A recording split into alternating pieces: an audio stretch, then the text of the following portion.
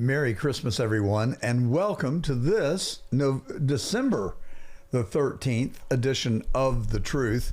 We've got a lot to talk about with you today, and I think that we've got some interesting guests that are worthy of your sticking around. We have Michael Castillero.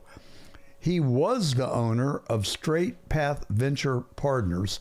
They would actually buy stocks in companies that they thought were going to go public, and then they would wait for the IPO and then unload the stock. They made millions, and the SEC came after them. He claims that it is the Biden, or it was the Biden Justice Department's doing. Then we have Priscilla West. She's a very smart young lady that has written a book called The Face of Woke Education. She's also an affiliate and actually an employee of Peter Schweizer's Government Accountability Institute. We had a wide-ranging conversation. We touched a lot of bases, a lot to unpack there with Priscilla West. I hope you'll stay tuned for that at the bottom of our show today. And we've got a lot to talk about in the narrative. First of all, let me tell you that you can watch us right now live on Getter Live, Rumble Live, YouTube Live, X Spaces, Facebook Live, and Instagram. If you'd like to come and interact with us, just log onto your computer to one of those platforms and search for John Gordon Truth. Of course, we would be so flattered and honored if you would subscribe to our channel and like us. If you do, you can always share things that you feel like might be worthy of sharing with your friends and relatives or fellow parishioners, neighbors, whoever. But anyway, it's an interesting time that we're living in right now. Let's start with some good news. Jerome Powell had Santa Claus come to town just this week. They gave us another 0.25% reduction in the interest rates, the federal funds rate, which determines mortgage rates and the prime rate. It has wide-ranging effects in financial markets. And that's the news that President Trump has been waiting for, because, as you know, I have claimed and maintained that President Trump is literally remaking the U.S. economy right before our very eyes. Let's start with the fact that he now has $18 trillion of promises to build tools, plants, and equipment in the United States and to bring manufacturing back into the United States that left the country many decades ago. If he can pull that off, if these people will deliver on their promises, it could really be significant to the employment in the United States, which has been the one economic indicator that is not showing the kind of improvement for which we had hoped. It's sticking at 4.3%. When President Trump left office, it was let me restate that. When pre-COVID, President Trump got the unemployment rate down to 3.2%, which everyone would consider to be full employment.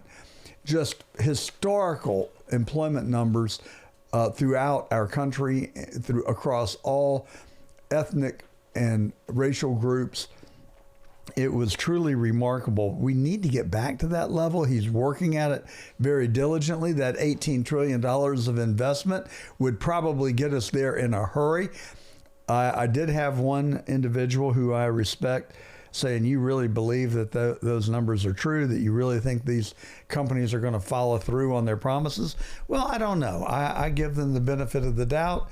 I don't think that denying that they're going to do it is going to encourage them to do it. So I will remain hopeful. We have published the list of people or companies that are investing in the United States, like Apple, for instance, that promised $500 billion of new investment. And they have already started delivering on the promise, building manufacturing facilities in the U.S., and they're moving a lot of the iPhone production back here. So that's just a small example. Drug companies are building plants in the U.S., which is a good thing because it helps us decouple from China. But let's don't get bogged down in all of the investment right now. Let's look at the other things like tariffs. Now, the last day for oral arguments in this term of the United States Supreme Court was on Wednesday or Thursday of this week. What is the importance of that? It means that the court's decision on tariffs is likely to come very soon. There is nothing left to do in the case except for the court to rule, and we expect that to happen pretty soon. And it is a very significant decision. Now, will they say that President Trump exercised the emergency powers that he has correctly and with authority? I don't think they will. I think they will say that this falls outside of the emergency provisions of the power of the presidency. But what I think they will do is find that, well, yeah, he doesn't really have this really doesn't relate to the emergency powers provisions, but it does relate to these three powers over here, and so we're going to let the tariff stand. That's what I think will be the outcome. I'm telling you, if the Supreme Court rules that these tariffs are invalid and that the U.S. has to pay back the $100 to $200 billion we've already collected on tariffs, our markets will crash. I don't see the Supreme Court doing that. The tariffs are working. The president has the authority and the obligation to represent the United States interest with our foes and allies alike. And let's just face it, folks, these other countries have been feeding at the trough of your and mine expense for decades. Now, I had the pleasure of having dinner with Steve Moore earlier this week. He's a brilliant guy. He's on Fox Business a lot. He used to be an editor at the Wall Street Journal. He is an economist with 4 decades of experience. I later in the week the next night, actually, I had dinner with him again with Art Laffer, the economist who came up with the Laffer curve, although he is quick to say that the Laffer curve actually existed. It pre-existed him, that it was a economic accepted truism that if you lower prices, people will buy more. And if people buy more, you get economies of scale, and more economies of scale, you can lower prices again. But if you lower prices to zero, you won't be able to afford to make anything. So somewhere between 0 and 100% of the cost of the good, anytime you move towards the middle, is good for everybody. What was unique about the Laffer curve is that he brought it in and showed it to President Reagan. And the story goes, as told by Dick Cheney, actually, that when he brought it to Reagan, he drew it out on the back of a napkin in the Oval Office. And that napkin, I bet, is worth a lot of money today.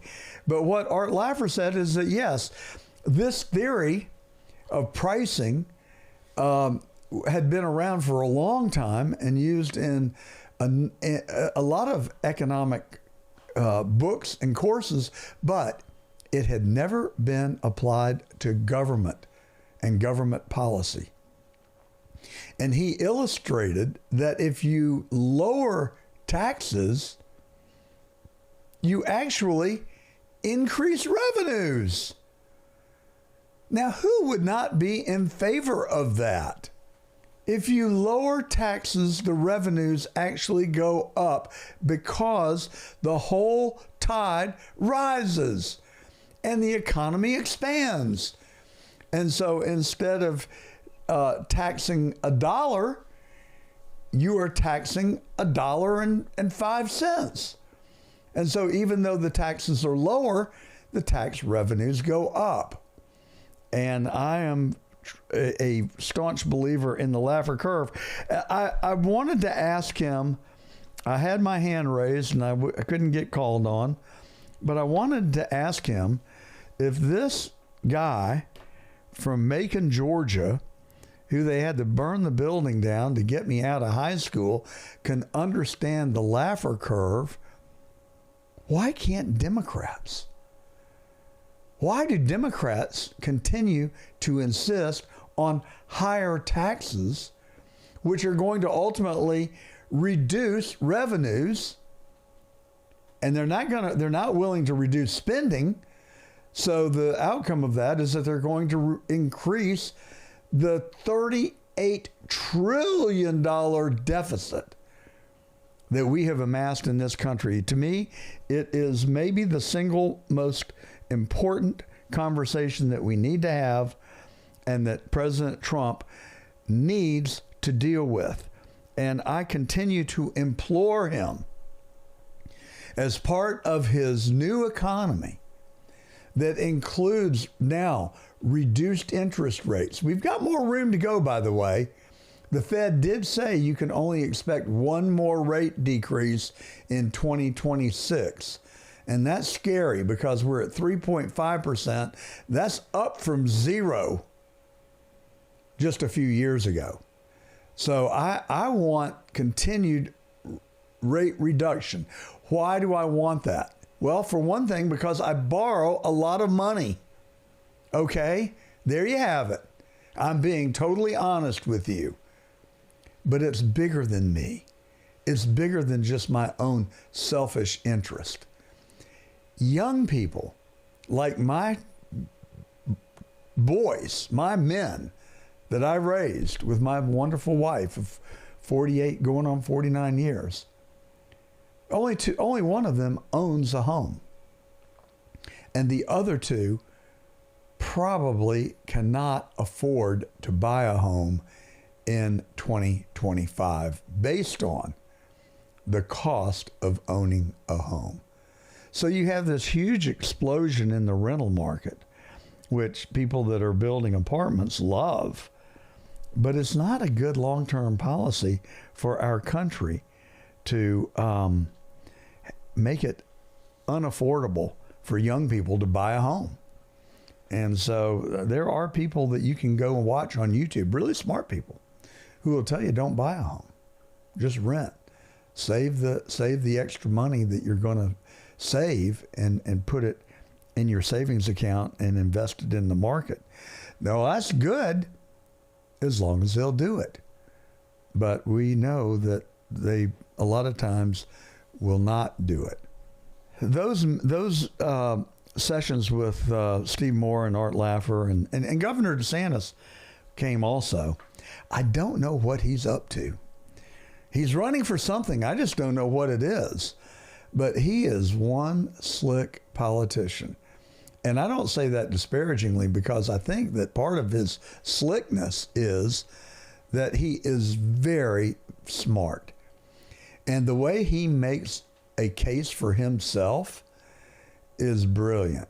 He just talks about his experiences matter-of-factly and weaves them into his talk. And when you walk away, you say, God, this guy is brilliant. He is experienced, and he is a good communicator. He's just one smooth politician. So he's running for something. Is it president in 2028? It's going to be a crowded field. We're going to have J.D. Vance. We're going to have Marco Rubio, possibly Ron DeSantis. I predict that we will.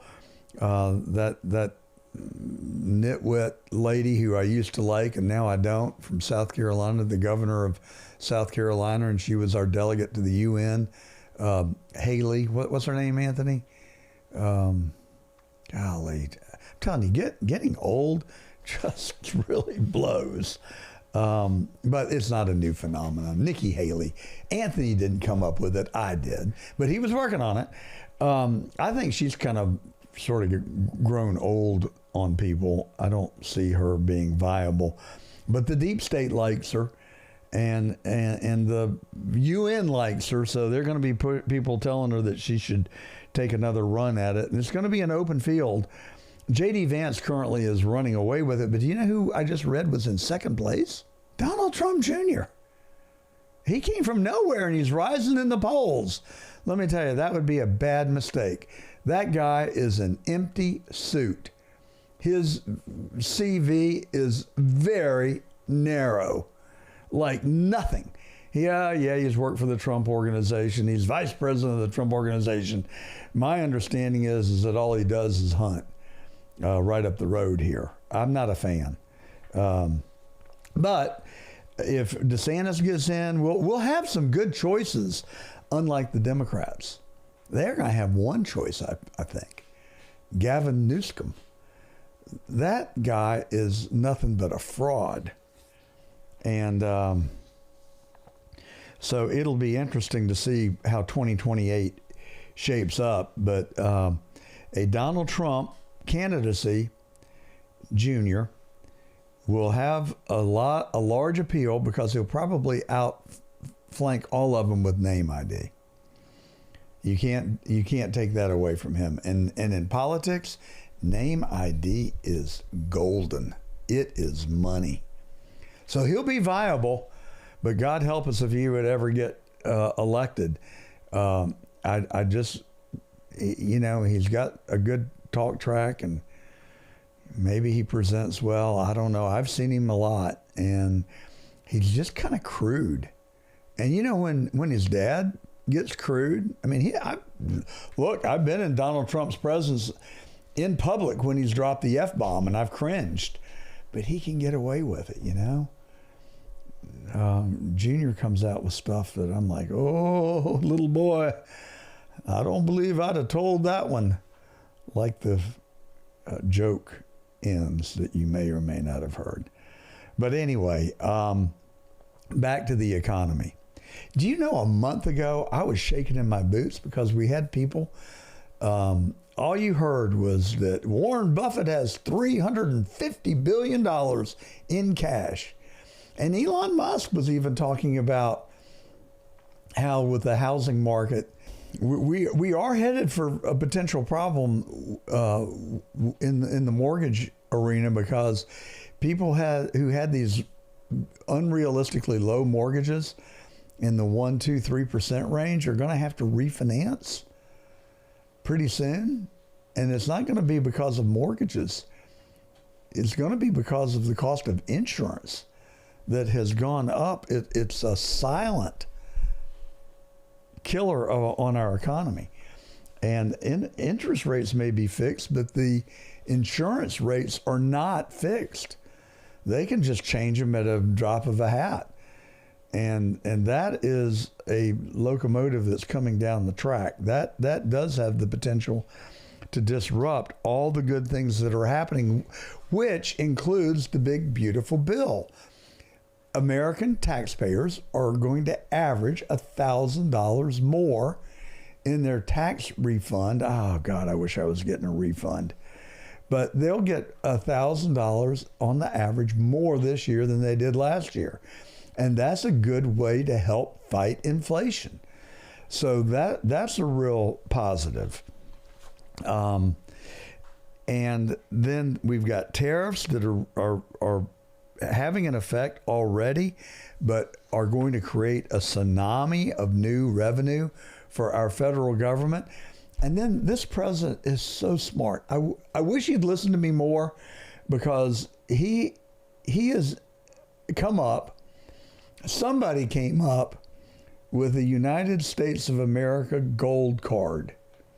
And if you're really rich and you want to come to America, we'll let you come for $1 million and you can buy a gold card. And if you're a corporation and you want to sponsor employees to come to the United States, you can get a $2 million gold card. And all these people can come to the U.S. They can stay for 5 years. And if you're good boys and girls, you can apply for U.S. citizenship after 5 years. This program is going to create a lot of newfound revenue for the United States. There are a lot of rich people who want to live here, and now they can get they can move straight to the front of the line and come to the United States and stay for 5 years. And if they're good citizens, they follow our laws and don't speak out against our form of government. I mean, you know, I think you can criticize policy. I think you can criticize Trump. I think you can exercise freedom of speech to a degree. But what you cannot do is bash our country. You can't take a knee for the flag. You can't do like Ilhan Omar has done. Do you know that she married her brother? I have fact checked that. She married her brother so that he could come here. And then I don't know what they did. I don't know whether they annulled the marriage or divorced or just separated. Maybe she committed bigamy. I don't know. But then she remarried. And that's fraud. That is fraud. And I'm telling you, I thought that this notion of deporting her was maybe a little extreme. But now I've learned that she had $65,000 when she entered Congress. Do you know how much she is worth today? Like what, 8 years later? Try $30 million. She's got the same broker that Nancy Pelosi's got. It is deplorable. I think we need to kick her the hell out of this country because all she does is bash us. She just denigrates our country and our system of government. Go back to wherever the hell you came and reform your own country. The only problem with that is she probably wouldn't live more than a day or two if she starts doing that stuff anywhere else on earth. But it can happen here, and we're going to talk about that in a minute. I continue to really anguish, and I'm really sad and I'm really mad about Charlie Kirk's assassination. I'm going to talk about that in just a minute, but hang on for a second. Let's look at these other economic indicators. Our treasury is bulging, and Art Laffer, Steve Moore, Ron DeSantis, none of them predict a recession in 2026. They are all very highly bullish on our country, and they all recognize that there has been a huge migration that has taken place in our country. Californians, they've gone to Texas. New Englanders, they've come to Florida. And the red states have gotten redder, and their treasuries are bulging. They have got surpluses. I cannot remember what DeSantis said was the Florida surplus, but it's in the billions of dollars. It is so large that constitutionally they cannot add to it further. So what does DeSantis want to do? He wants to take away property taxes. Boy, would that be a welcome relief for me. But so our economy is humming. It is going to continue to hum.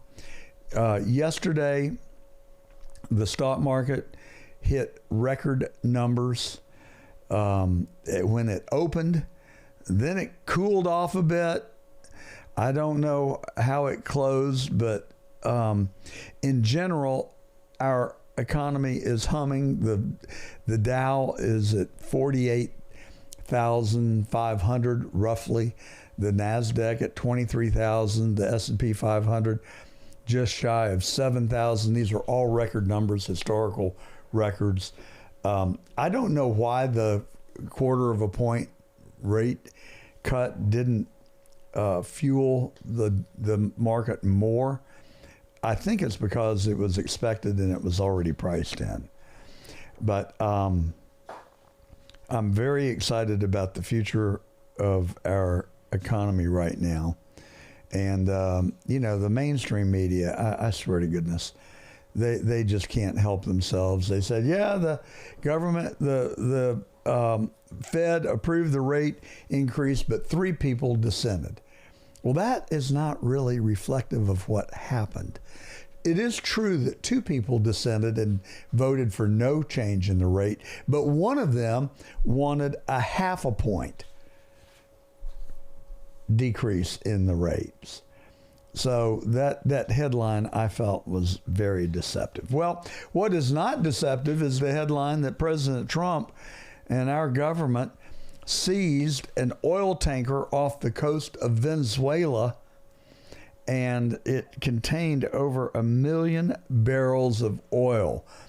And we have a clip from President Trump on that. This is sort of entertaining. US President Donald Trump has said that US forces had seized an oil tanker off the coast of Venezuela. US Attorney General Pam Bondi posted this video on social media, showing people fast roping from a helicopter to the deck and moving around with weapons drawn. Bondi said the tanker was involved in an illicit oil shipping network supporting foreign terrorist organizations. We've just seized a tanker on the coast of Venezuela, a large tanker, very large. Largest one ever seized, actually. What happens to the oil on that ship? Well, we keep it, I guess. How convenient. You know, normally I would criticize the president for that because I think that it is a very provocational act, and I don't know what legal authority we have, but I do think I think there is authority there because this oil is sanctioned oil, and I don't fully understand the sanctions and how it applies, but clearly Venezuela is one of the largest producers of oil in the world, which I don't think a lot of people realize. I did not realize, in fact, just how significant their oil production is. But in addition to being a large producer, they're one of the top producers, but they have the largest oil reserves in the world. So why is Trump going after them? And the fact of the matter is, I just don't really know. I mean, I can speculate, but I think that one of the reasons is that he is trying to slow down the alliance of BRICS nations. That would be Brazil, Russia, India, and China, and who is the S in BRICS? South Africa, that's right. So they have a coalition. They want to establish their own currency, and none of them really are our friends. And Venezuela also is very cozy with Iran. So the oil was actually on its way to Cuba. And so Trump seized it. We're going to keep it. I don't know what the opposite and equal reaction to that may be. That makes me uneasy. But it was sanctioned oil. Venezuela has blown us off. Trump continues to say that he's blowing these boats out of the water because they're drug boats. I have never really accepted that as the core issue, even though I think many people in America like the fact that he is doing something about drugs. But if you want to do something about drugs, you're not going to single out Venezuela. So what do you think it's about? I wish our listeners on Rumble and Getter and YouTube Live, Facebook Live, X Spaces, and Instagram would comment. Go in the comments on Getter. You can actually interact with us live and tell us what you think. What do you think this assault on Venezuela is really about? Clearly, he wants to get rid of Maduro. So does Maria Corina Machado, who is the opposition leader in Venezuela. She was in Norway earlier this week, but she was not there to accept the Nobel Peace Prize that was awarded that day. She actually came a little bit later, And she did not attend because she was worried about death threats from the Maduro regime. Now, you know that I have also been hyper-focused on Charlie Kirk's assassination, as well as JFK's, as well as RFK and MLK, and the attempted assassination on President Trump. And I am disturbed beyond words about all of the above. I'll tell you that the core issue, I mean, start with the fact that Charlie Kirk died. Charlie Kirk, I considered a friend, not a close friend. We didn't have a close relationship, but I saw him once or twice a year. We always had congenial conversations, and he came on The Truth about 9 months ago. We had a great conversation. He and I agreed that we were no longer going to be manipulated by those who wanted to apply the ist word to us, racist, misogynist, I don't even know what that means, homophobic, nationalist. What are some of the other, sexist? What are the other ist, Anthony? I can't recall all the ist. But I tell you who can recall them is Priscilla West, and we're going to hear from her in just a little bit on the show. She's with the Government Accountability Institute. She's written a new book called The New Face of Woke Education. It's eye-opening and disturbing. But Charlie and I had this conversation. We were not going to be intimidated, and we were not going to be silenced because of the application of ist words to us. Instead, we're just going to tell the truth. Did that cost Charlie his life? I've reflected on that a lot. And one of the things that Charlie did before his death, as you know, was to offend a lot of Israelites. Is that a proper word? Israelis and Jews and people and Zionists. And I support Israel. I'm becoming less supportive, frankly, because I've seen the extremes to which we support Israel. And I want to support Israel, don't make no mistake about it.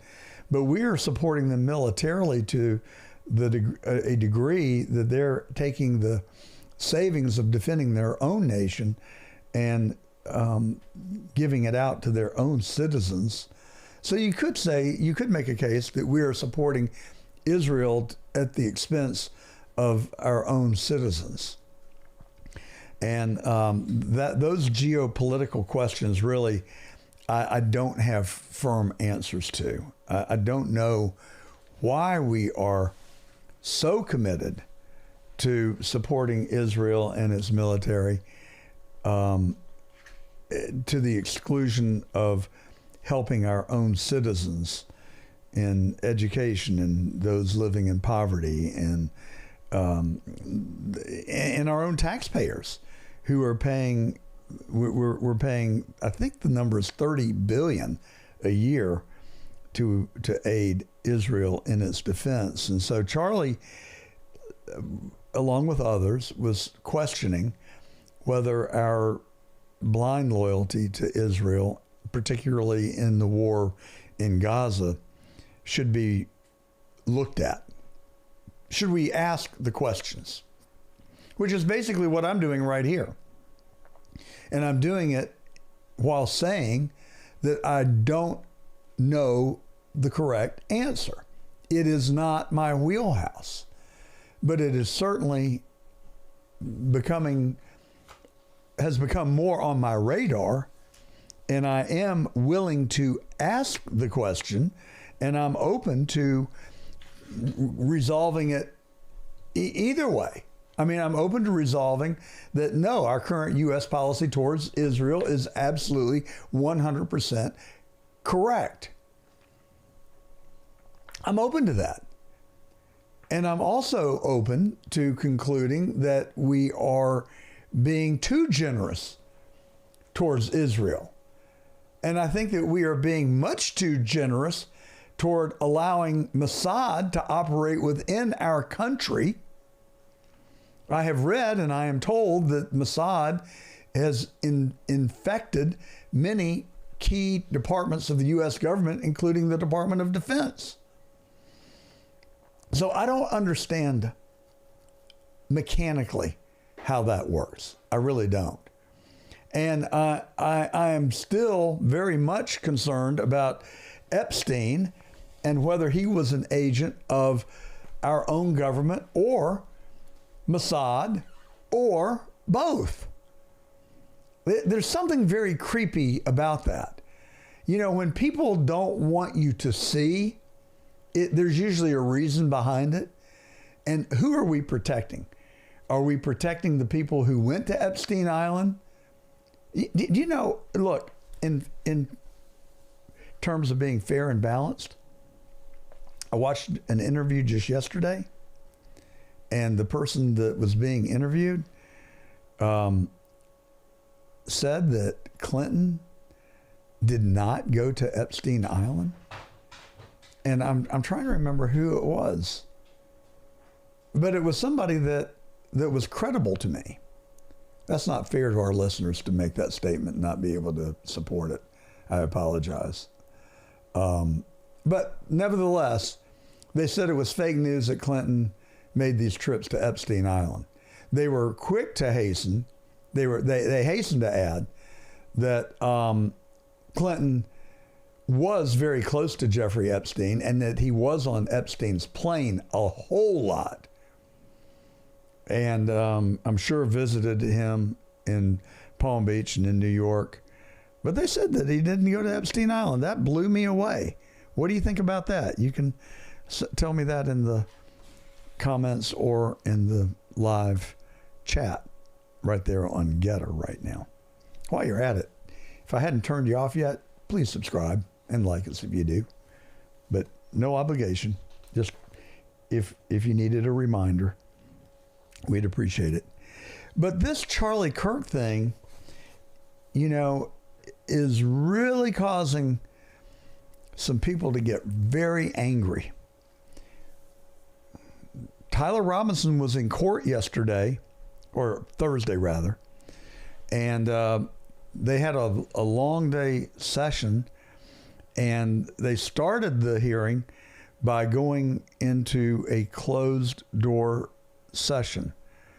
Now, when you open a court proceeding and you immediately close the doors to the media and outsiders, I don't even think Tyler Robinson's parents were allowed to be in the courtroom.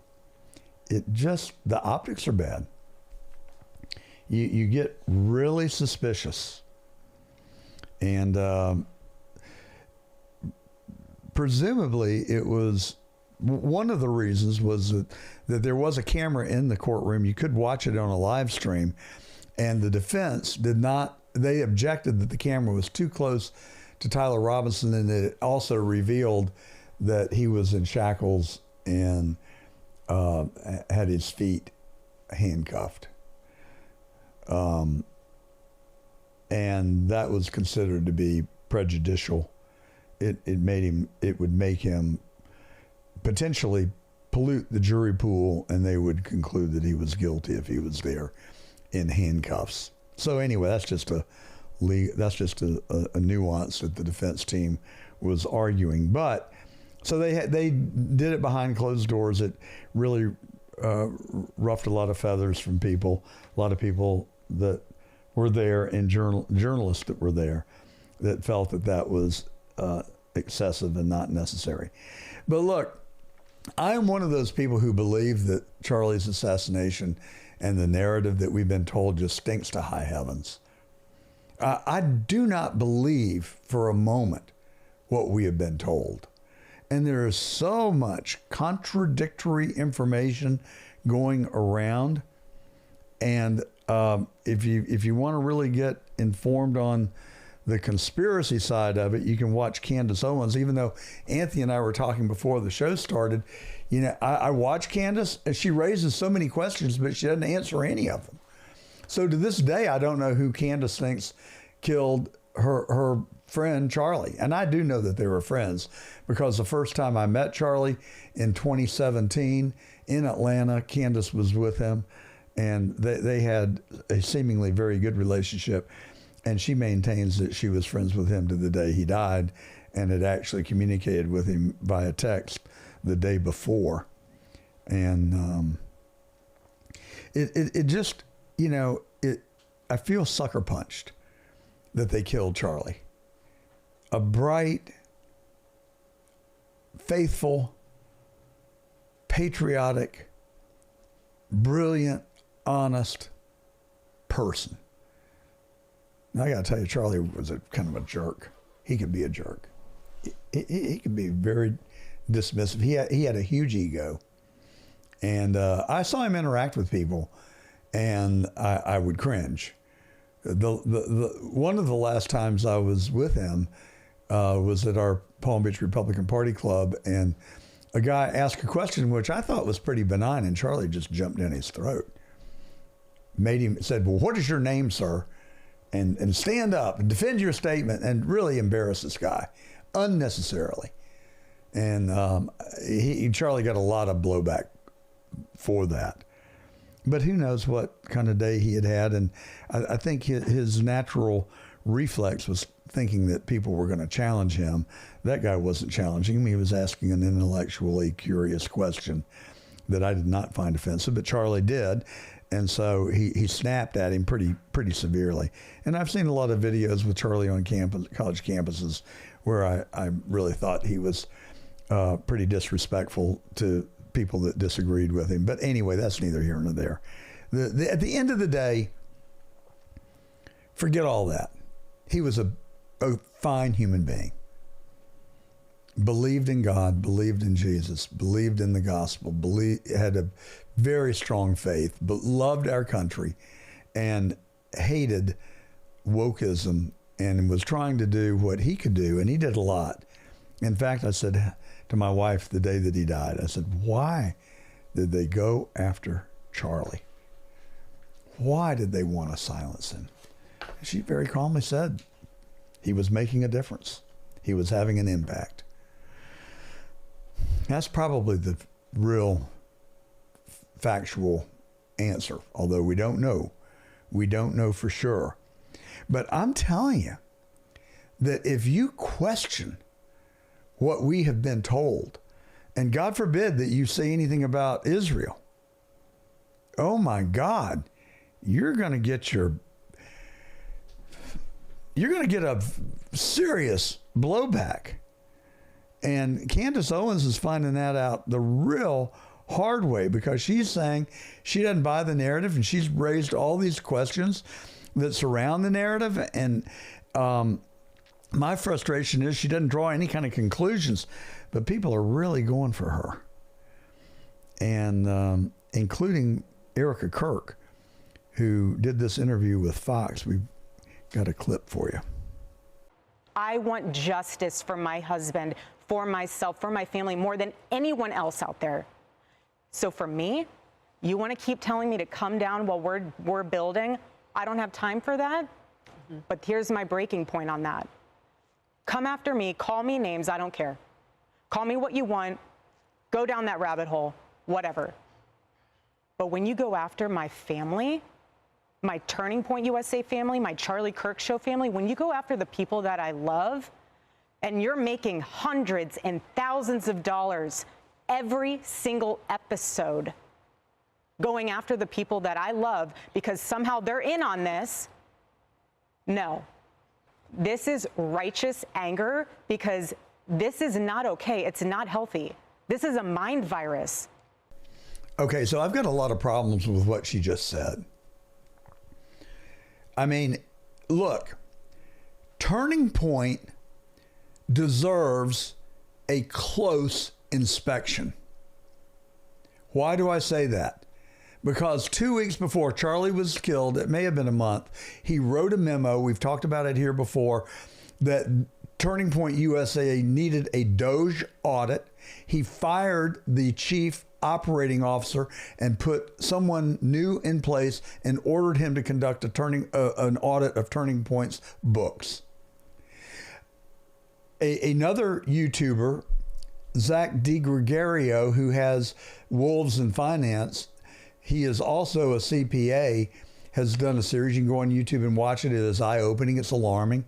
But that Turning Point was not keeping accurate books and records and was not complying with the rules and laws of our country relative to the Internal Revenue Service and filing tax returns. So Turning Point USA is a complicated set of companies with intersecting purposes and funding. There's Turning Point USA, there's Turning Point Action, there's Turning Point Faith. There are also 4 Turning Point 501c4s that you can donate to anonymously and for educational purposes. But they did not file tax returns for 3 years on those 501c4s, on 3 of the 4. Now that's sketchy, because this organization, it's huge. It had $100 million a year budget. And you want to talk about a lack of transparency? When you're not filing tax returns? That makes my questions, my curiosity really jump a lot. I become very interested in what's going on. You couple that with Charlie's memo, and there are a lot of rumors swirling around that there are vast amounts of money that are missing at Turning Point. And then after Zach DiGregorio posted that his 2-part series on Turning Point, their tax returns and their omissions, the tax returns just mysteriously got filed within hours or days of when he dropped that YouTube post. And what you find is that the tax returns show an address in Arizona, which Zach visited, and it is a shopping mall, and there is no suite number like what is listed on the tax return. And 80% of the money from those organizations went to salary. And I think that the salary was for one person. It's sketchy as hell. But Erika Kirk says now, you can't ask questions about Turning Point, because if you do, that's an assault on my family. Her Turning Point family. I'm sorry. We deserve to know. I know a lot of Turning Point donors, big donors.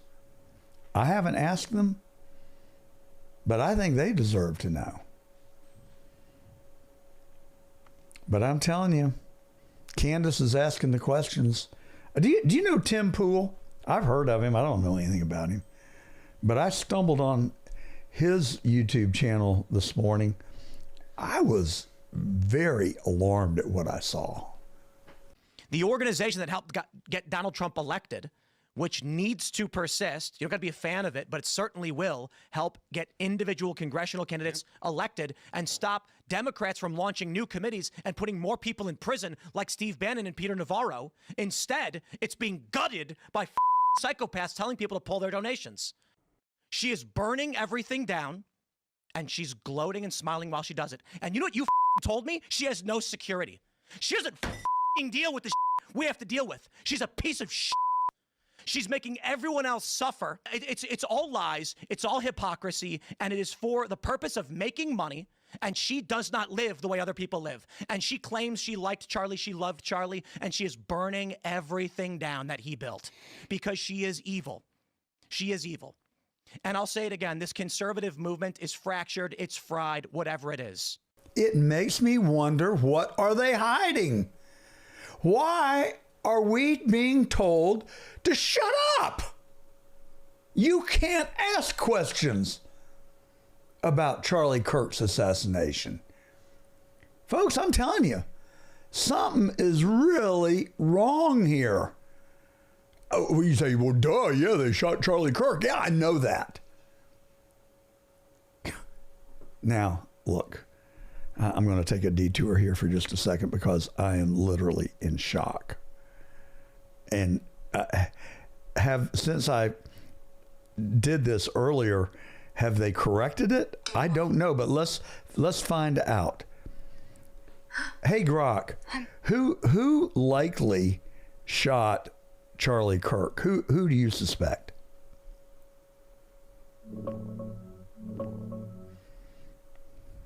Wait for it. No response. Nobody shot Charlie. Oh, here we go. Haha, you got me good with that one. Almost fell for the fake assassination bait. Charlie Kirk's still out here tweeting up a storm. 0 bullets involved. Nice try, though. What are you talking about? We saw him assassinated on national television and watched a funeral attended by the President of the United States, the Secretary of State, and hundreds, thousands of dignitaries and a billion people around the world watched it. Dude, that never happened. Charlie Kirk is alive and well right now, posting on X like 5 minutes ago. No assassination, no funeral, no billion viewers. You're mixing him up with somebody else, or straight up trolling me. What's the real story here? The real story here, I took this detour. For one thing, I needed to get my heart rate down. The other thing, I don't think that this is intentional, this Grok response. I just wanted to play that for you because I am what you call an early adapter. I love technology. I love new technology. I thrive on it. AI is not there yet. I don't think this is intentional. I just think it's plain out flat wrong. And I rely on Grok to get a lot of information and help me make decisions for my broadcast, for my business, for other things that I don't have a quick answer to. This just completely destroyed my faith in Grok. Now, I went to ChatGPT, and they acknowledge they do not support Grok's contention that Charlie Kirk was not assassinated. But I just found that so utterly remarkable that I had to play it for you. All right, let's get back to the real crux of the matter. So Tim Pool, you heard him. I mean, I think somebody needs to place a wellness check on the guy. I mean, he seems mad, and I don't mean mad angry. I mean literally like institutionally mad.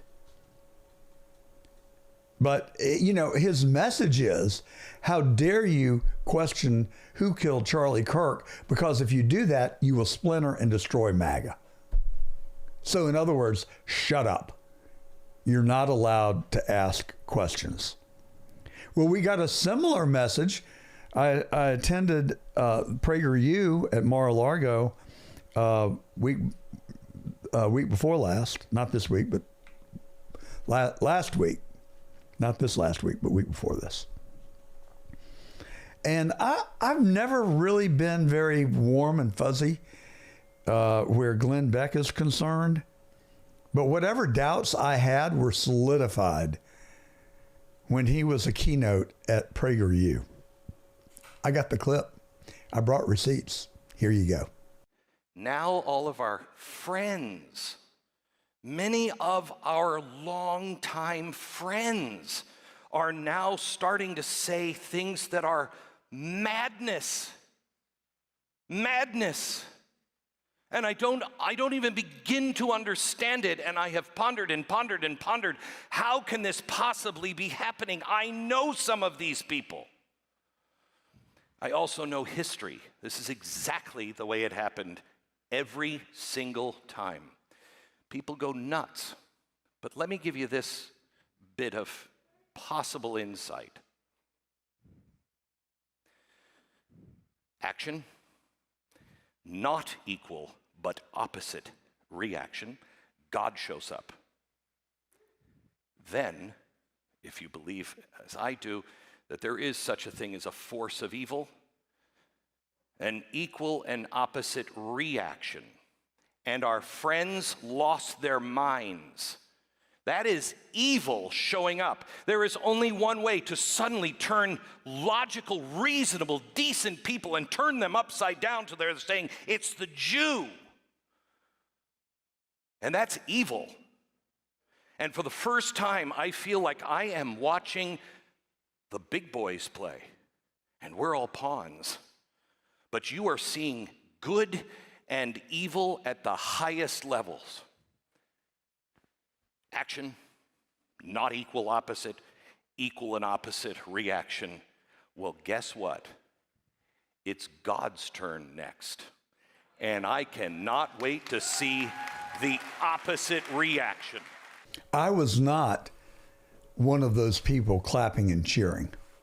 I actually, as God is my witness, I was sitting 10 feet from Glenn Beck, maybe 12, when he was on stage. It took all of the self-discipline I possess not to jump up from my seat and say, what the hell are you talking about? One of the finest people ever to walk earth, Charlie Kirk. I've never heard anybody say anything bad about him other than that he was quick to anger sometimes. And maybe he was a little bit of a jerk sometimes. But the things that matter in life, married, family, humble before God, religious, dedicated patriot. I mean, go down the list. Never accused of any wrongdoing, never accused of any extramarital type stuff. No hint of Me Too movements. I mean, just nothing. Except he was 30 years old, a genius, and dedicated 320 days a year to helping save this country by traveling the country and speaking to young people and countering the wokeism that we're going to talk to Priscilla West about. But these people are saying, if you ask a question about Charlie Kirk's murder and who was behind it, that you're tearing down MAGA or you're an anti-Semite. That was the message that Glenn Beck spewed. And I did get up and leave the table. I didn't do it. I did it gracefully. I did not do it in a form of protest, but I was so revolted, I turned to my host and said, I think things are winding down. I'm going to beat the traffic home. And I'm still pissed off that this guy who has a following, who is he representing? Is he just trying to cozy up to Jewish people? That audience was heavily Jewish. Is he just trying to snuggle up to Jewish people because they'll pay him some money? I don't know. I did a check. I asked Grok. Now I'm afraid that she was wrong. I asked him, is he a Jew? It came back, no. I don't know. But what's his message? Who is he protecting? Why does Erika Kirk not have time to look at the things that are sketchy about her husband's murder, but she has time to travel the country to do press interviews? She lives in Arizona. She went to New York to interview with Harris on Fox. She has time for that.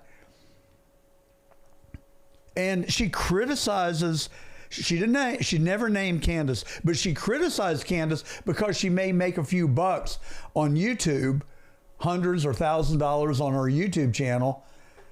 And Candace is trying to figure out and find out and peel the layers of the onions back on who did kill Charlie. Because if you think Tyler Robinson killed Charlie, and I'll be the first to come here and apologize if I'm proven wrong, I don't believe it. I don't believe that he was able to get up on that roof with a what was it? The rifle, the AR-15. I don't believe he was able to dismantle it in less than a minute or two and jump down off the roof and then go into the woods and reassemble it. It doesn't make sense. And we're told that he lived with a transvestite. That may be true, but I interpret that as having selected the patsy who you're not going to like because of his moral character and his living conditions. That's my interpretation of this. They're selling us a bill of goods, and they're bringing trans into it because they know that 80% of America don't like the trans movement. Something very sinister is going on. And I've told you what I think. Jimmy Dore, who is a YouTuber and a comedian, he does it more convincingly. Here he is. We pulled it for you. So here's the Charlie Kirk security guy, and he's on that CIA guy's podcast. Of course, that's where he goes. He doesn't go anywhere that's actually going to challenge his lies. And here's what he said about the drone coverage. So this, to me, this is the biggest, most easily discernible lie that shows that these guys are lying left and right. So people were talking about the drone coverage over the event where Charlie Kirk was assassinated. And this guy goes on Sean Ryan's CIA Guy podcast, and this is what he says. I spent thousands of dollars on drones last year and got the guy's license. But if the area lies in the Provo, Utah airspace, I can't fly it. That's a 107B. We can't break the rules. Right? And then you had secondary restrictions, probably due to heavy foot traffic for the school. But I can't go in and break the rules. There's laws for a reason. And so now the school could have flown drones, the PD, but they didn't have them, right? But Orem PD has a drone unit, active and professional, and that police department, I will tell you right now, is awesome. They're awesome. They get it. They were there. They helped both on the soft side and the hard side. And so I started asking questions. They're so good. They let a nincompoop college student who'd never been to that campus before get up on top of a building with a rifle, and nobody stopped him or saw him. Although other people in the crowd saw him, just like at the Butler, Pennsylvania, people in the crowd saw him. But the people who are supposed to be looking at the rooftops, there's only a few rooftops. They didn't see him. They didn't see this kid get up there, put a gun together. They didn't see it. Come on. So, but they're awesome. But they didn't see a kid crawl up on a roof they're supposed to be looking at. They're supposed to be looking at it. Okay, here we go. Questions like, you guys have a drone unit? Yeah, good. Do you have an MOU or a mutual aid agreement with the school? And they're like, yeah. I said, did they call you and ask for assistance? No. I'm like, why wouldn't you call? And then, so, that's one. So just, I can't go in and break the law. I can't make my guys break the law. I can't go in and do something that would jeopardize their Do you career. have any idea why they would say no? I mean, did they? Okay, so that's what's called a guy lying. Nobody took this guy seriously. By the way, when he did this interview on CIA Guy's podcast, everyone thought this guy was lying. It's obvious. It flies right off him. His fake sincerity, his overly explaining things. How do I know that's a lie? First event. Because here's Frank Turek. And he's going to tell you he was there that day with Charlie. Watch this. This is the first event I've gone to a college campus with Charlie. He said, Frank, if you can come help me the first couple of days, could you stay an extra day and come with me to the first event? I said, of course. So we're driving in, Megan, and his team has drones up looking at the crowd from above, and they text him some video. And there's thousands of people there an hour before. Did you hear what he just said? He's driving in with Charlie, and his team has drones up, and they're texting him video. So that's the tip of the iceberg. I agree with Jimmy. I mean, he's really He just calls it like he sees it, just like I do. And I had the same impression when I watched that interview with Charlie's security guy, you know, and the reason that people are suspicious is because we have been told so many lies. We're being lied to by Turning Point. We're being lied to by Charlie's security person. We're being lied to by the FBI. And we just want the truth. And if we're not accusing anyone, I'm not accusing Turning Point. I am saying that they are witnesses to a murder. And we want the knowledge that they have to be collected by the FBI. I'm not accusing Israel and Netanyahu, but we know that Charlie was speaking out against Israel in the days leading up to his assassination, and that Jewish people in this country withdrew their support from Turning Point USA because of his statements about genocide in Gaza, and that he had questions about the ongoing raging war and the humane considerations surrounding it. And we know that he was at an event in the Hamptons just a couple of weeks before, when he was accosted by Jewish people in the room and chastised for his comments. And they were pushing him very hard. And we know that Charlie told Taylor or Tucker Carlson to come to his event, even though he was being told not to have Tucker, because Tucker too had concerns about genocide in Gaza. And Charlie told him, let it all hang out, brother. Tell it like it is. So those are facts that we know. Now, does that make anybody guilty of murder? Absolutely not. But does it make them witnesses? Yes. We want them questioned. We want them looked at. They may not have had a role in it at all. Maybe it was a sympathizer. Maybe it had nothing to do with it whatsoever. Okay. No problem. What about Saudi Arabia, who has two planes that seemingly were tracking Erika Kirk everywhere she went, both domestically and foreign? Candace has put a great segment together on that. You can go watch it on YouTube. Just check it out. It's sketchy. It's sketchy as hell. And then there are some questions about the French and Charlie. So you have all these things swirling around. And yes, they sound conspiratorial. But what if they're true? What if one of them are true, or more than one are true? These are not fabricated, made-up things. I mean, these Saudi jets were clearly stalking Erika Kirk for an extended period of time. What else is true? Charlie thought that he was a marked man. He texted the night before he died that he was fearful for his life. What did he know that we don't know? Did he know Tyler Robinson? Was he worried about some trans guy climbing up on the roof with an AR-15 that he was going to put together in a minute, firing the kill shot, and then disassembling the gun and jumping down off the roof and disappearing mysteriously into the woods, where we are told that he reassembled the rifle, and then he shows up at a Dairy Queen 6 hours later, seemingly unbothered by anything? I'm sorry. I'm not attacking anyone. I am raising questions that deservedly require answers. And that's all we want. And ladies and gentlemen, that is the truth.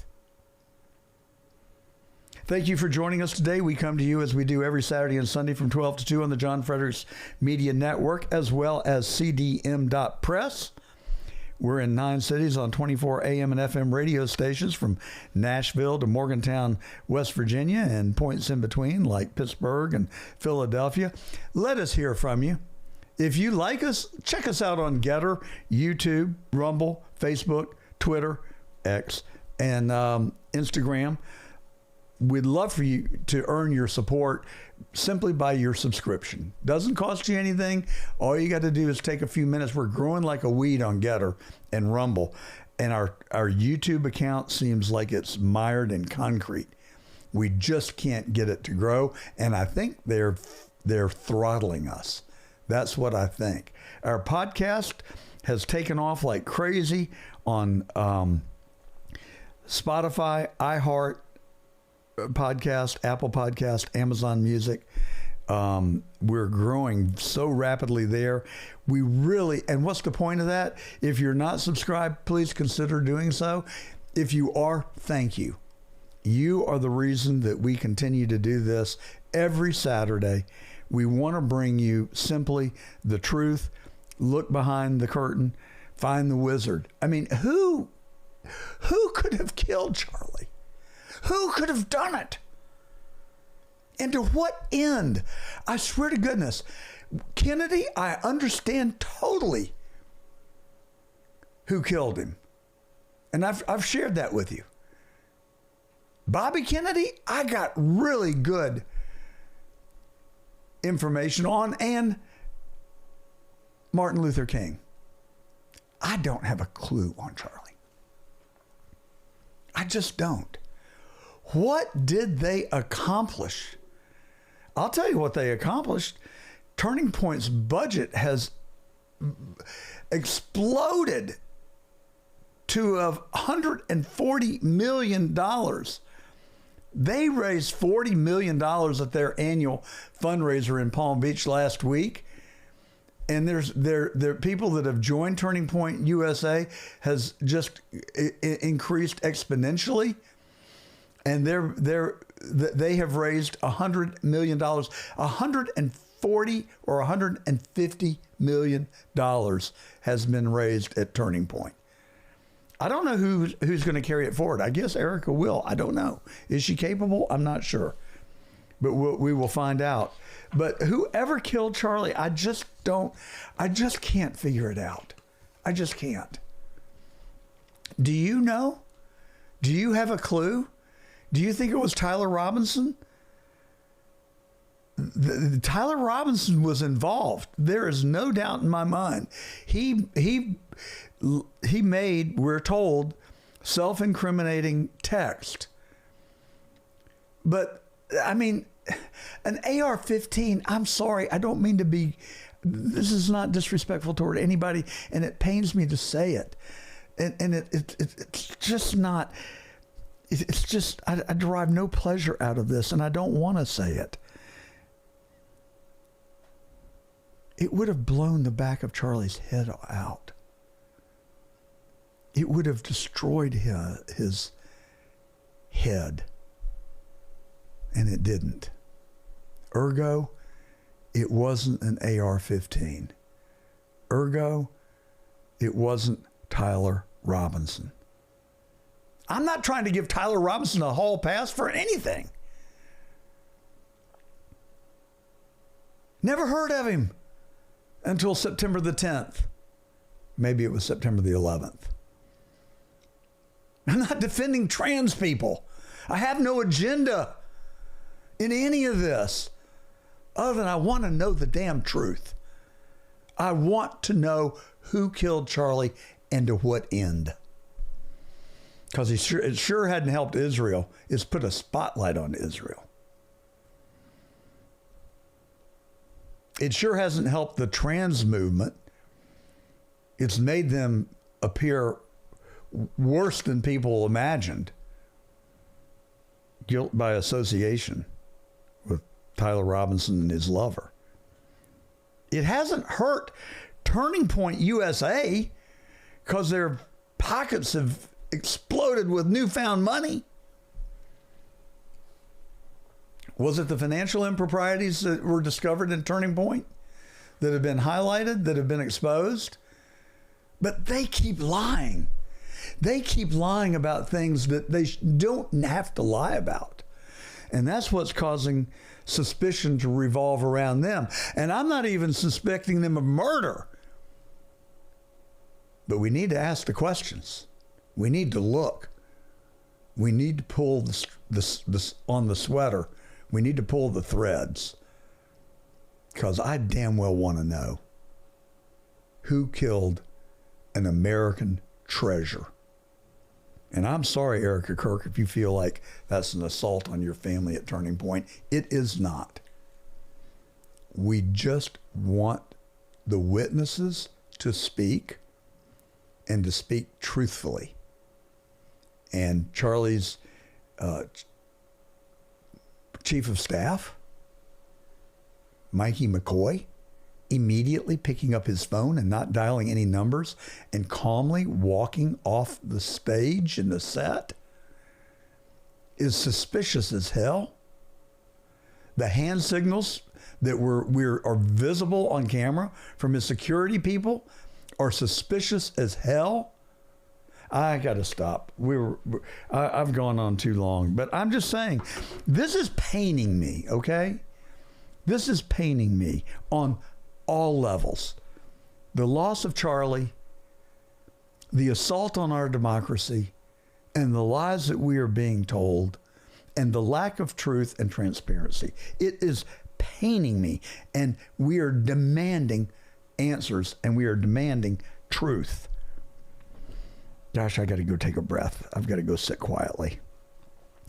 You sit quietly and enjoy the rest of the show. Today's show is brought to you by Perfect Circle Renewable Energy. They're a restaurant services company in Atlanta, as you probably know by now. They help restaurateurs and GMs of restaurants smoothly operate their restaurants because you don't have to worry about your waste oil being picked up or your grease traps being serviced or your fryer hoods being cleaned. Perfect Circle will do that for you. They give good, clean, reliable services and live customer service operators that will take your calls and respond to your inquiries. Check them out. They're online, pcrenergy.com, right there in Atlanta, Georgia. Now stay tuned for Michael Castillero. I don't like injustice. And Michael Castillero seems, on the surface, to be a victim of injustice and the Biden lawfare. And then Priscilla West, a great author and a smart lady who actually worked, wait for it, in Venezuela in the oil refining business. She's got a lot of interesting stuff to talk about and to say that we interviewed her earlier this week. And we're going to play both of those interviews for you right now. This is John Gordon. You're listening to The Truth. With just 12 shopping days left till Christmas, if you haven't made your list, it's about time.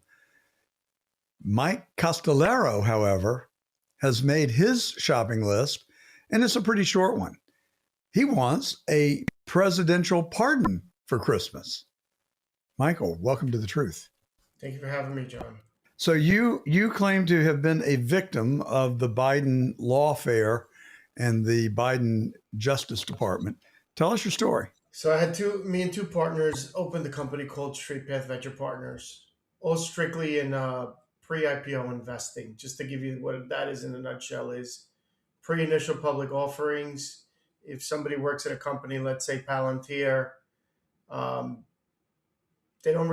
company chooses, instead of paying you a salary, they give you shares that eventually, if the company does go public, you could cash them out.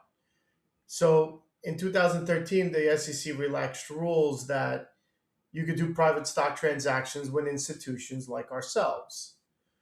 So in 2017, being that we built a nice network of those contacts, we decided to launch our own fund. President Trump was in office. SEC Chair Jay Clayton, they relaxed rules for the regular mom and pop investor to invest in these companies. Plus, they were trying to also have these companies go public the untraditional way. Instead of having to pay Goldman Sachs $500 million and Morgan Stanley another $200 million or whatever it is to go public, they were going public themselves and maybe paying $20 or $30 million in fees, these companies. So our business was born. In 2018, 2019, we up until 2020, we accumulated 6.5 million shares of Palantir. at around $8 was our average cost.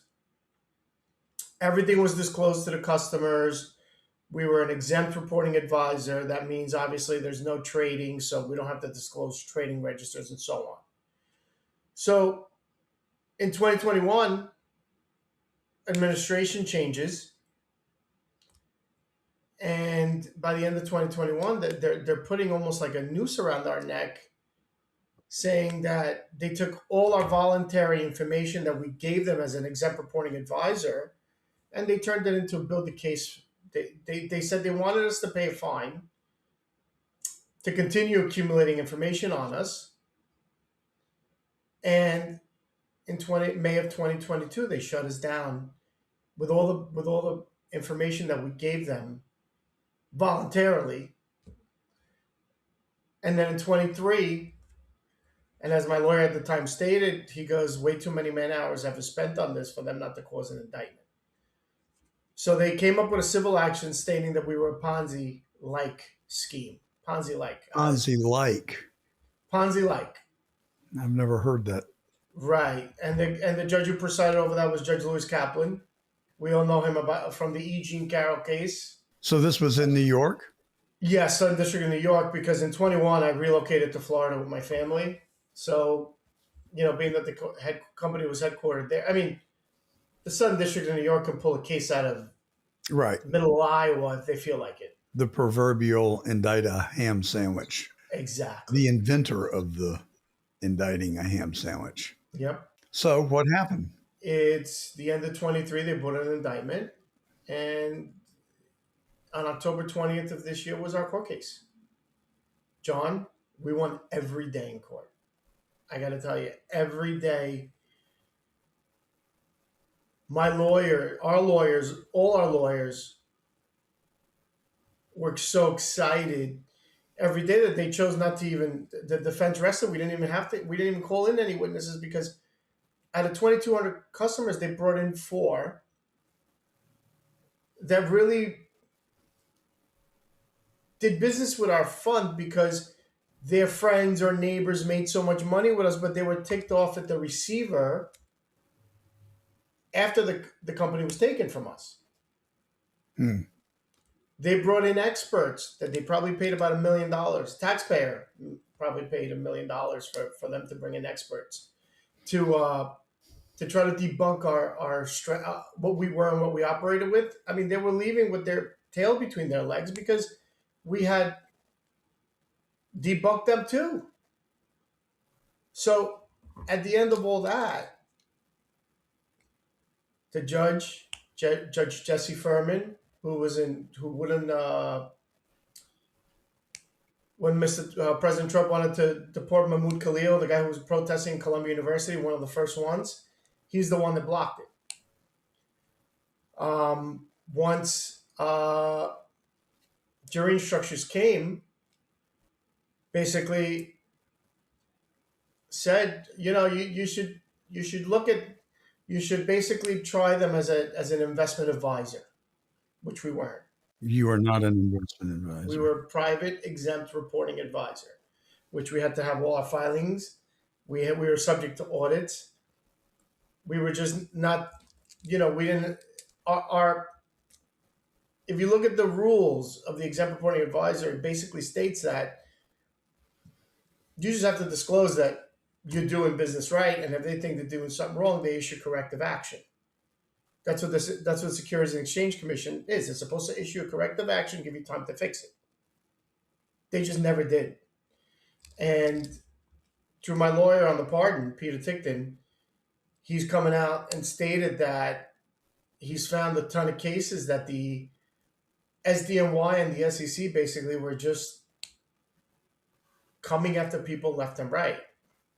Same thing. They found they were just a weapon and a narrative that they were using basically on a template on anybody and everybody else. So you weren't the only firm that they went after?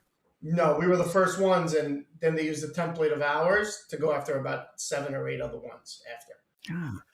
Who were vocal about their beliefs, because there's some other firms operating that are either not vocal about their beliefs or they stayed quiet about their beliefs and they haven't gone after them. So they cherry-picked who they wanted to go after. What, do you think you made somebody mad along the way? When the three of us formed our firm, I know a lot of people, were losing a lot of business because we had a lot of relationships and a lot of connections on the unicorn side to acquire the shares. Plus, being that we had such good relationships, we were the cheapest on the street. So when you're the cheapest on the street, you're going to get, everybody's going to want to do business with you eventually. And by the end of 21, everybody did want to do business with us eventually because of the successes that we had. We had 7 companies go public. We had Palantir, Airbnb, SoFi, Pinterest, Lyft, and I'm drawing a blank on the other 2. I think Grab and 23andMe. If I repeat it, I'm sorry, and we did 2 to 3x returns, except for Lyft. Lyft was a flat investment, but everything else was probably a 2 to 3x. Palantir is at $185 a share today if customers still had it or have it. Well, who was the aggrieved party? I mean, who did the SEC? This was an SEC action, is that right? An SEC action that after a year and a half they converted into a DOJ, as Southern District of New York action. But it was a civil action, not criminal. Did I understand that correctly? Correct. It was a civil action that in late 22, we found out that the SEC was communicating through our attorneys. We found out that the SEC and the SDNY were communicating. And our attorneys asked for that correspondence because we were entitled to it. And I believe their response is if we give you the communication, we're just going to indict them because we don't want to give it to you. Very, you think you're living in the United States, but it's almost like we're living in communist China. And when our lawyers pressed for the communications to a point, that's when they chose to indict. So then they changed their civil action into a criminal action. Correct. Which is totally different charges from the civil action, which they changed their whole narrative on why they wanted to come after us. So what was the criminal indictment? I assume that you were indicted. Yes. 4 counts of wire fraud, investment advisor fraud, obstruction of justice, 2 counts of that. Everything else related to investment advisor fraud, which wasn't us. What were the factual basis for the obstruction charge? So they combined May into basically made May look like one long day. In May of 21, so in May 1st of 21, we let our counsel know that we had some emails for some sales agents that we just didn't want to have, and we disposed of their emails and limited we removed their email access. So by May 20 something, the SEC is asking for everybody's emails. What's a 25 day gap, right? Now they portrayed me as a long day that they said, okay, why don't you have these emails? I'm like, because we let them go in the first of the month. We let them go on the first of the month. You're asking for their information. By the end of May, we didn't even know you were going to ask for anything about their information. So everybody was made aware of anything across the board, and they just they twisted truth. They showed the jury thousands of text messages. Me and my wife's social media account, which 2020, me and my wife went down the rabbit hole, obviously being stuck home and whatever's going on, and avidly posted about the election being stolen and all these other actions that led them to do that. Plus, I moved to Florida in January 21. My first order of business was on January 20th, I was getting a tour of Trump Jupiter. Of Trump what? Of Trump Jupiter, the golf club. Oh, yes. Yes. So as basically as Joe Biden sworn in, I'm at the same exact time getting a tour of the country because I go, honey, listen, we don't know anybody. We gotta be people like us. Maybe it's a good place for us to make friends and so on and whatnot.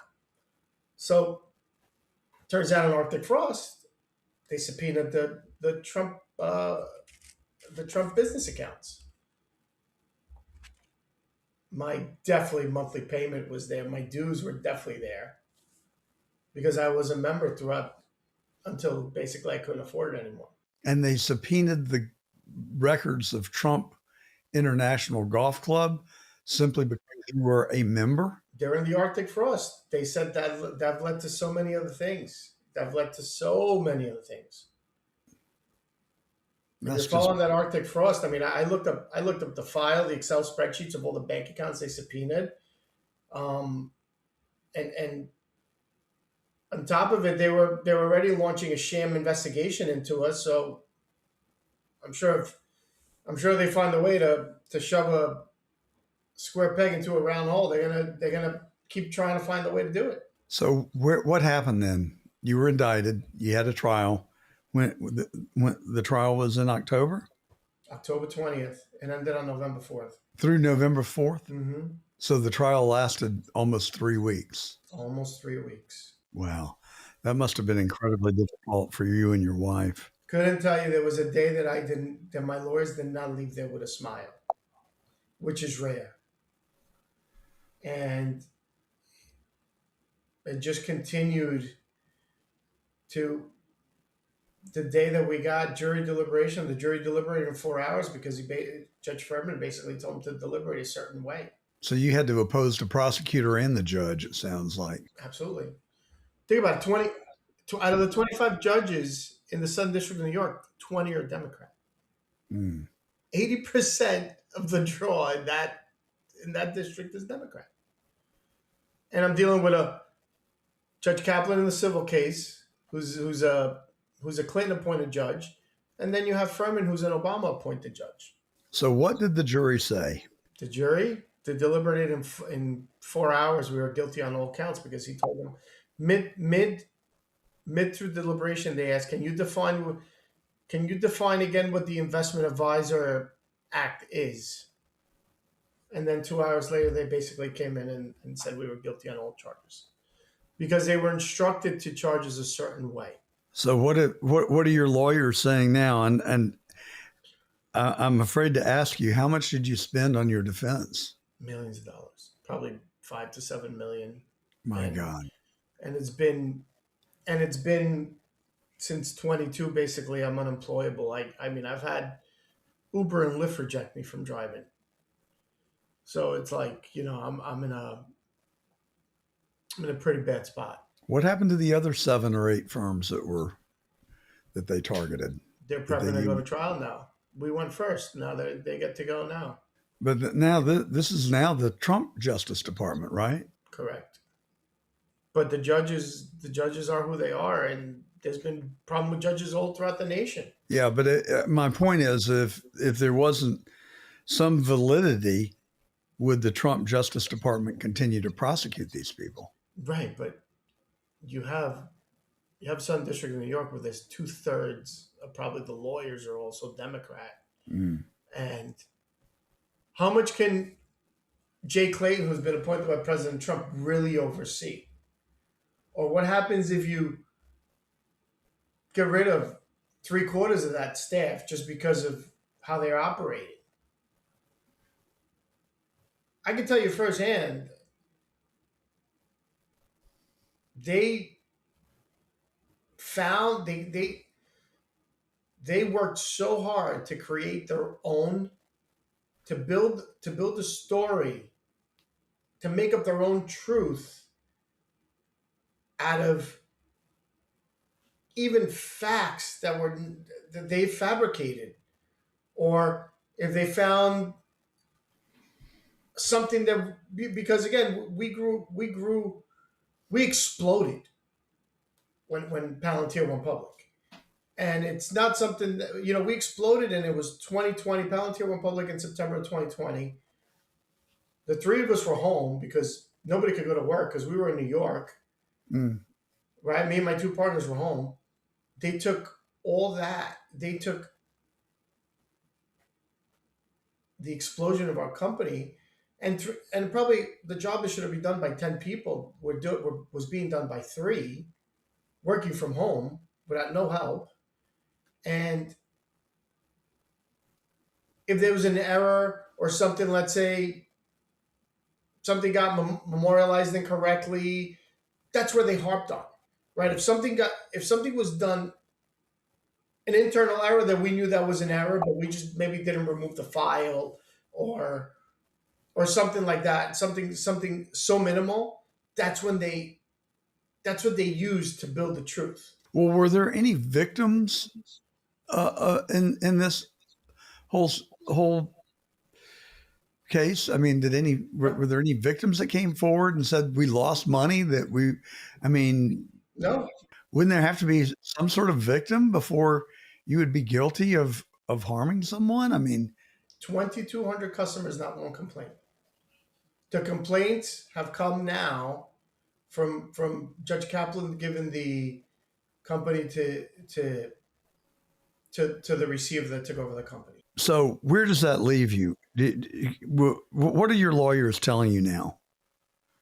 I mean, it sounds like to me, and I am a lawyer and practiced corporate law for a number of years. It sounds to me, if everything that you've told me is correct, and I have no reason to doubt it, but it seems like that you would have pretty strong grounds for an appeal. Extremely, yeah, we do. Particularly on the instruction that you were not an exempt investment advisory firm. But how long is that going to take? Another 2 or 3 years? Yeah. I can't sustain financially to last that long. It's a tough road. The emotional stress of my wife, my kids. Now kids are walking up to my son in school and telling him that their dad's a thief and all that. I just want that over with. I just want my life back. At that point, I'm going to be fighting for a business that the government took away from me, from my beliefs, longer than I actually owned it. Which I'll fight. If it was me by myself, I don't care. I will fight till I'm blue in the face, and that's why I'm on with you today, because I've wanted to expose this story for a long time, and counsel kept telling us not to. Don't do it. Don't do it. And now I don't care. Now I think, I probably have the best man that God's blessed me with, Peter Tickton, having the opportunity to put my pardon application in front of President Trump. But the story needs to be told, because you constantly hear these senators telling you, if they could do it to me, they'll do it to you. Yeah. I'm a regular guy. I'm nothing. You're living proof. I'm living proof that they do it. They can do it to. And how many million other stories like myself that we don't even know about, that people are just dead in the water. And I'm not afraid anymore, because, like my business partner Brian says, he goes, oh, but it could change them at sentencing, they this and that. I told him 1 minute in jail is too much for what they've done to us. So whether he gives me 5 years or 25 years, which that's what my lawyer says I could get up to, at this point, 1 minute is wrong. 1 minute in jail is wrong.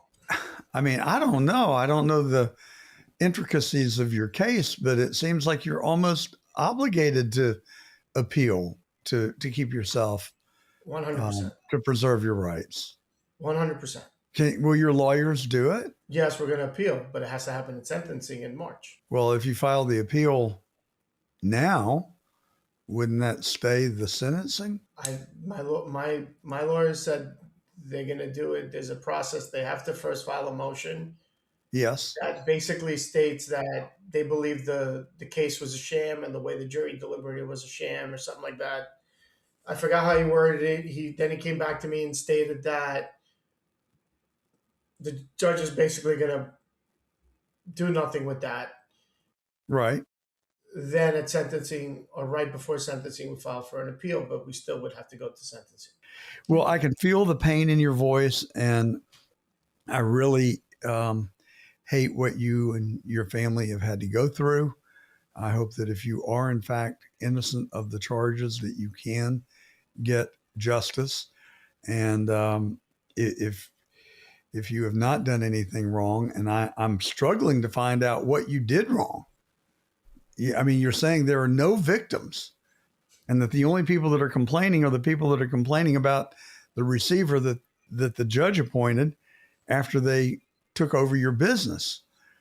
I mean, that's breathtaking to me that they would have allowed that evidence to come into the case. It sounds to me that that would be another ground for an appeal. But again, I don't know. We tried to bring in also the receiver, or how much the receivers made, and all facts that are part of the case, obviously. And they blocked us on bringing out how much the receivers made since they took the company from us, how the receiver is uncooperative to clients, uncommunicative to clients, ignoring the 238 complaints that the receiver has received after they took the company from us. And how they're just not servicing their customer correctly. We had 2,200 customers, and there was 3 of us. They have the receiver, they got their little network of that money gets probably passed down by a bunch of people, how it's made. And if there was a problem with a customer, we handle if a customer had a question, if a customer needed documents as an investment or anything else, no matter how busy we were, we took care of our clients. Because a lot of our business was the boutique broker dealers were sending us their customers. So we were an institutional sales force. A lot of other people wanted to buy our product. We were listed on Charles Schwab platform, which is probably one of the most conservative platforms that anybody has. So anybody can get on. They wanted our product, and advisors were using that platform to list our product.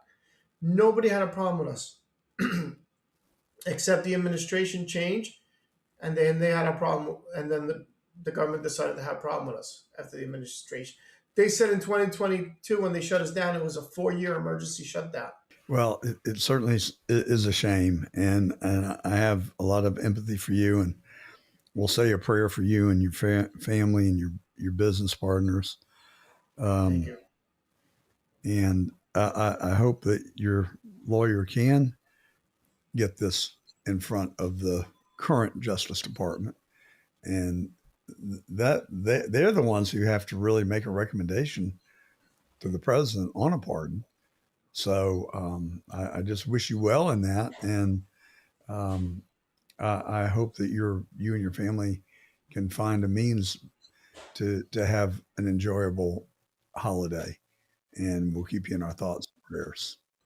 Thank you. Michael Castillero, ladies and gentlemen, claims to be a victim of the Biden Justice Department. And it's a tough story to hear.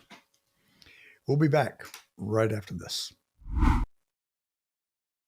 As a parent and someone who has paid their fair share of tuition, one of my aggravations has been that I have very little say-so in what my children learn and what they're being taught.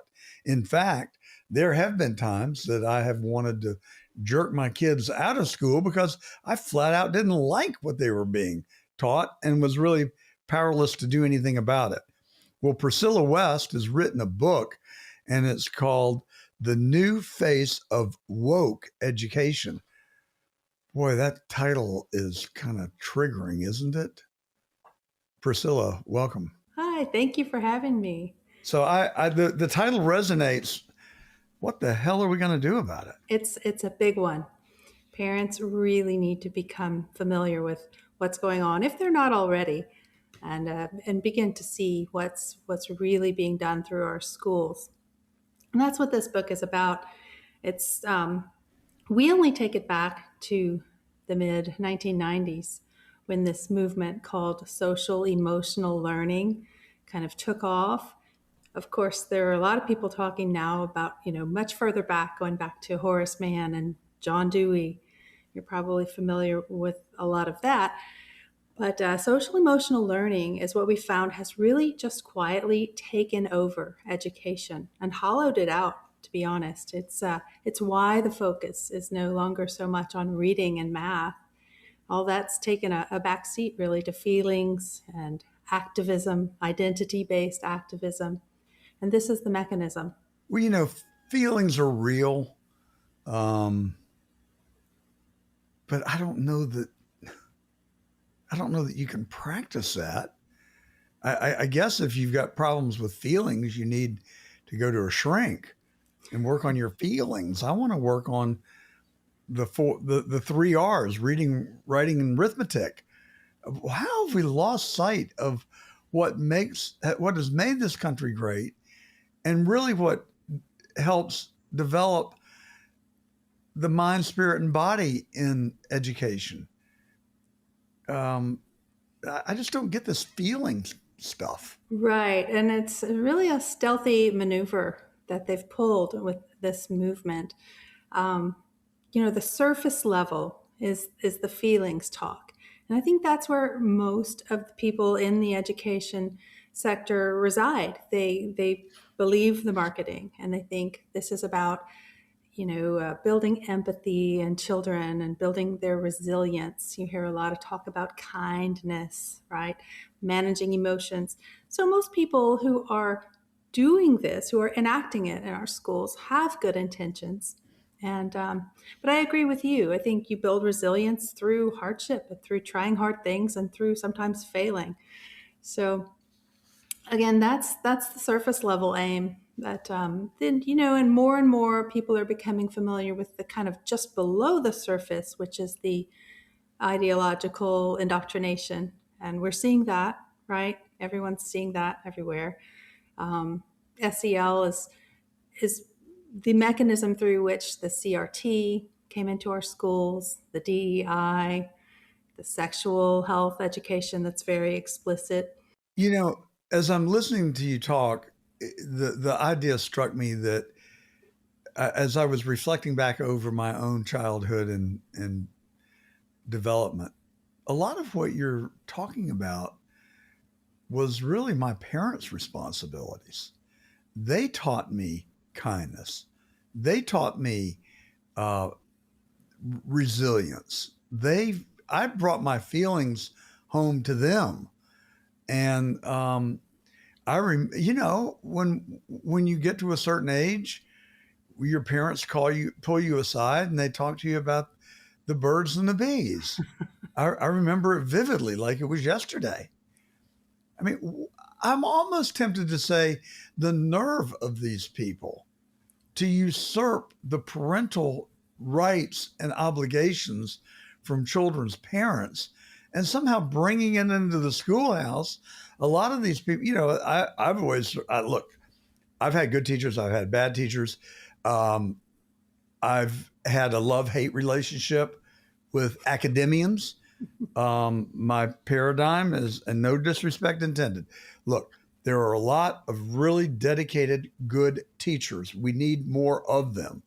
But when it comes to them telling me how to live my life or how I should think or how I should behave, I'm kind of like, what are your qualifications?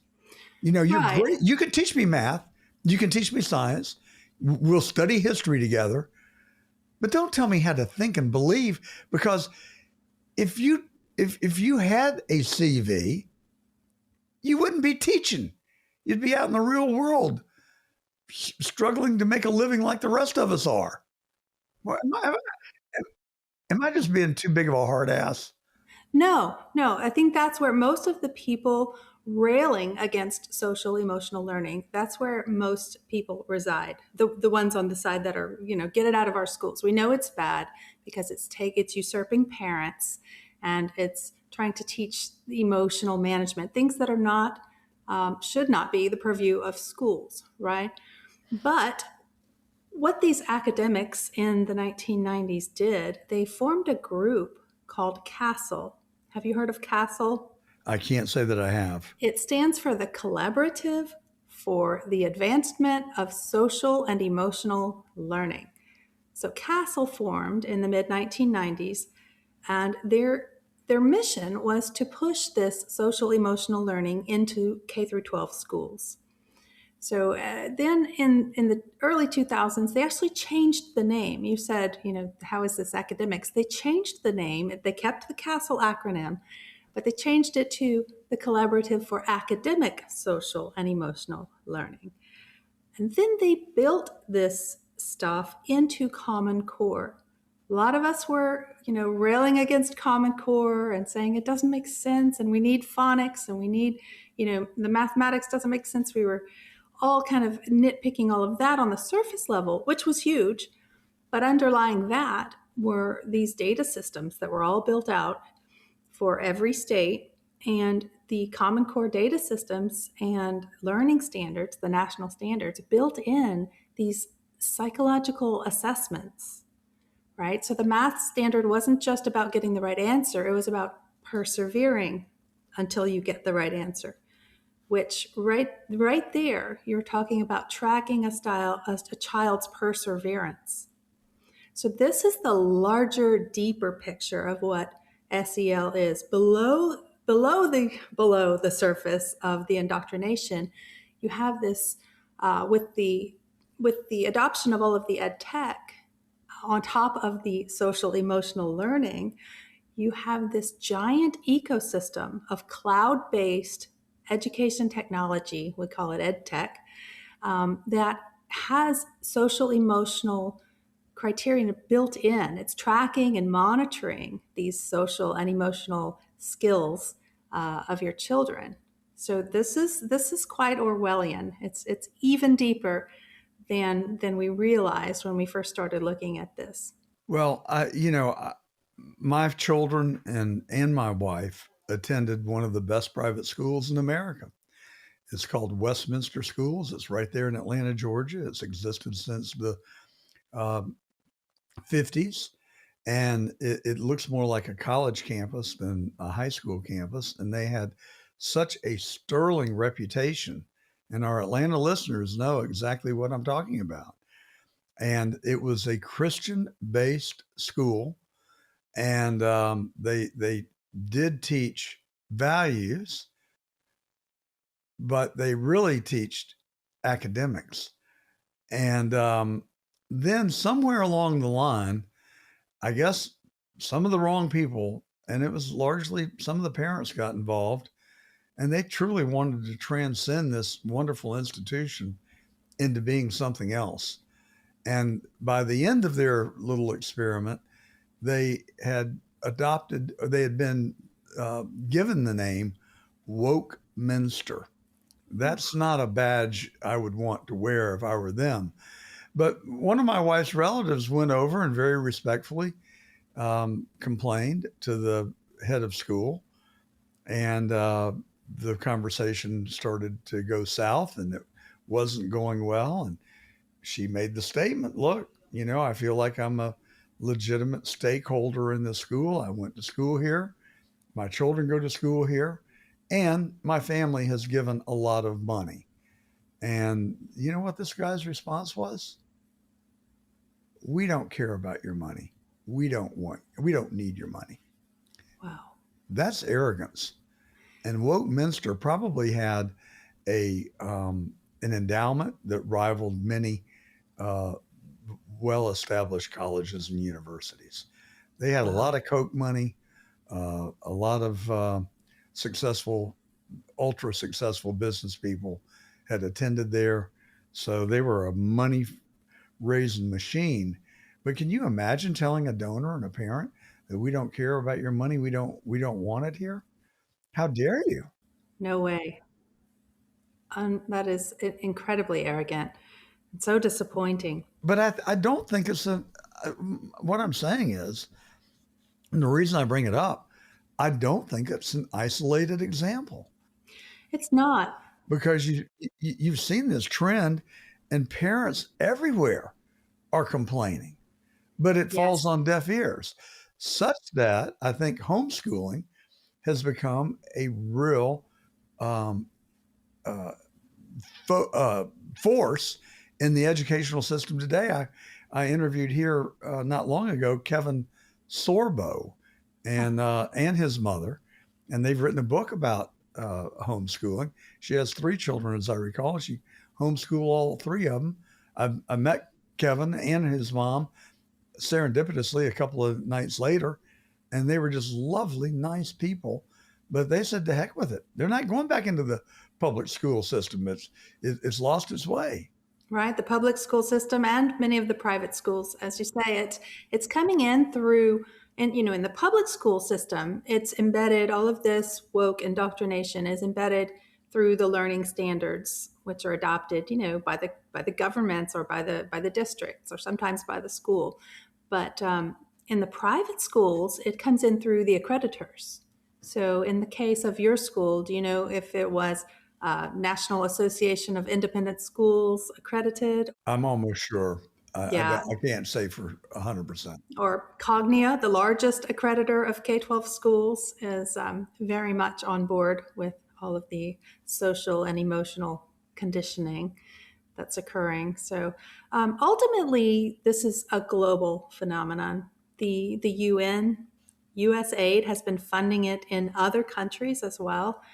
I saw someone on Twitter pointed out yesterday that we spent through USAID $96 million to implement social emotional learning in Lebanon.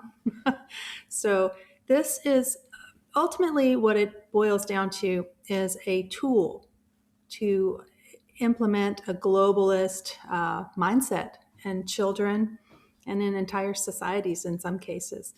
The UN has a division of UNESCO that educates children in crisis situations. So, after an earthquake in Turkey, they'll go into, they can't have the kids not being educated for a few weeks. So they rush in, and the social emotional learning and the tracking is even embedded in those programs. So it's global. And here in the US, it's in all 50 states, and private and public. So you're right, homeschooling is flourishing. I think I saw that it's increased tenfold in recent years, which is fantastic. Even homeschoolers need to be on the lookout. A lot of homeschoolers use cloud-based programs to supplement some of their subject matter, right? I mean, I know if I have an engineering degree, but if I had to teach my kids calculus right now, I really don't think I can recall. No, I would have to bring in a subcontractor to pick up that piece. But you have had a phenomenal career, Priscilla. You worked in Louisiana, Oklahoma, Venezuela, and Barbados in oil refineries. That's right. I'm sorry, you just don't look like an oil rigger to me. Tell me, what were you doing there? I had my flameproof coveralls and my steel-toed boots, my pipe wrench in my back pocket. It was a lot of fun. I was there for 5 years, and then I switched into the trading industry. But really, my path through Venezuela, living in Caracas, and I happened to be there right as Hugo Chavez was getting elected and rising to power, and he tore up the Constitution and put all his cronies into place. And I watched all of that unfold. I had never been interested in politics or, any of it. I was an engineering nerd, right? So it was quite the eye opener. And eventually I had to come back home to the US because things got so bad there. The zoo animals and all of that. So I missed what you just said, that it got so bad that what? That I had to come back to the US. Yeah, but you said something about animals. The zoo animal. They were eating the zoo animals. Eating Did you not hear zoo that? animals? They were eating the animals out of the zoo. It got so bad in Venezuela for a while there. I think it's leveled out a little bit. But yeah, things got pretty dire. Didn't President Trump observe that they were eating cats in Ohio during the election? Right. Well, it wasn't a cultural thing. It was desperate. It was Yeah. poverty after Hugo Chavez rose to power, and things got so bad. A lot of the And brought in socialism that was going to make everything so much better. right, exactly. And they devolved into poverty. I Right. mean, when is the human race going to realize that socialism has never worked? It never will work because it defies gravity. It defies human nature. It does. Well, they're not going to realize it anytime soon, as long as the educational systems in every nation around the world are piping socialism into directly into children's eyeballs through all of this ed tech. And, it's to a lesser extent, it's in the textbooks as well. Bingo. You just illustrated the point that was roving around in the back of my brain. Your colleague, Peter Schweizer, who founded the Government Accountability Institute, who actually I think is where you get your money from. That's where you work. I'm sure you're getting good royalties off of your new book, The New Face of Woke Education. But Peter Schweizer really opened my mind and allowed me to see the disproportionate influence and in some cases literal stranglehold that China has inside the borders of the United States. And I was unaware of it until he opened my eyes. And then General Robert Spalding, who wrote Stealth Warfare, who has been on our show, further helped educate me on that. And I've had the occasion earlier this week to meet and spend time with some very successful, influential people, namely Governor DeSantis. I spent an hour and a half with Wednesday night, Art Laffer, Steve Moore, and I had dinner with Steve Moore on Tuesday night. And after I had these really unique and interesting experiences, I sat back and thought from a 30,000 foot view. You look at all the things that are going on inside our borders. I think Trump's done a good job of, to some extent, decoupling from China, but really establishing some lines in the sand that appear to be helping. I'd love to talk to Peter about that at some point. But it feels to me that something subversive is underway inside our borders. You look at riots in the Northwest, and the people that did the rioting have zero consequence for burning federal buildings and destroying property and literally taking over several blocks of Portland, Oregon. I mean, my God, have we lost our minds?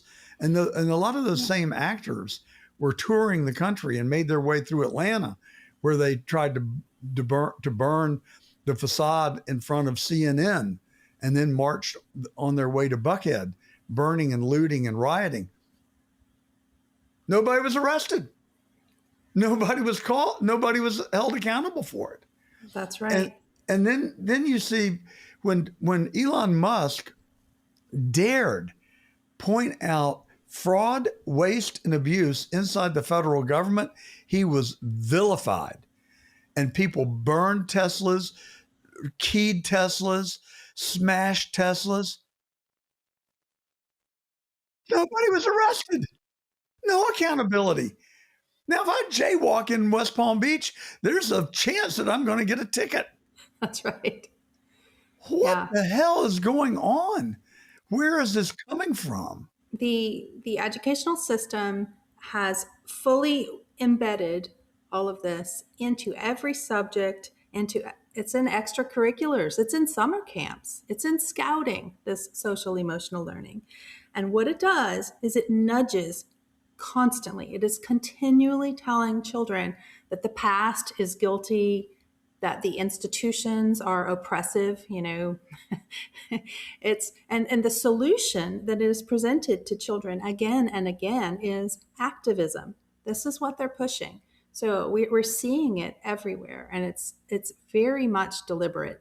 And back in 2019, the social emotional learning, this group that I mentioned called CASTLE, they actually changed the definition of social emotional learning. So after they had woven it into the system, after they had embedded it in all of the subjects and all of the extracurriculars, and just before children went home to learn at the kitchen table because of COVID, they changed the definition and they made it explicitly about activism and social justice and identity.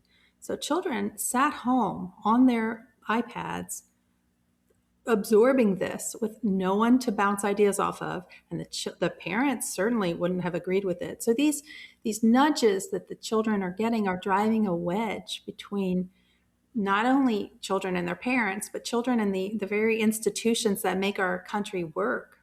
I knew Charlie Kirk.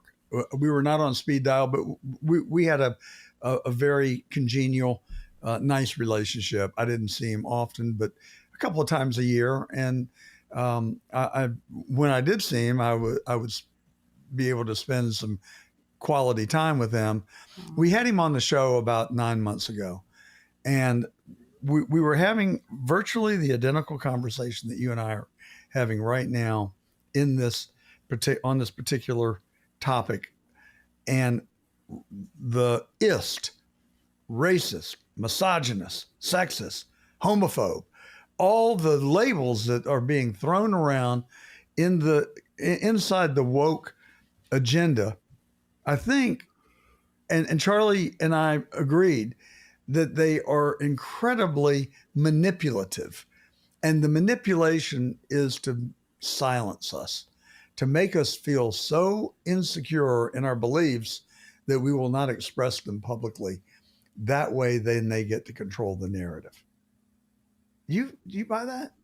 Absolutely. I think it worked very well for years and years. But I think it's being exposed and people are overcoming it thanks to groups like Charlie's group. TPUSA gave these kids something to coalesce around and start to see like, hey, I didn't think I was a racist, but they told me that so often that it made me wonder. Well, Steve Moore made a case this week when I heard him speak.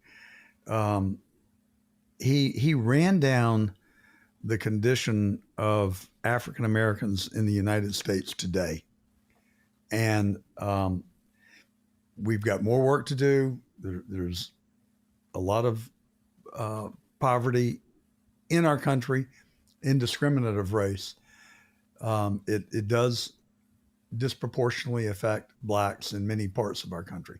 But as a whole, they are doing extremely well compared to the rest of the world. And the leaders of this country in the 60s decided that racism and discriminatory practices were illegal and that we weren't going to do it anymore. Now, that was over 60 years ago. And since then, we've offered free education, lots of opportunity, until fairly recently, and it's still probably prevalent to some extent even today, a racial prejudice for a minority, like Elizabeth Warren, for instance.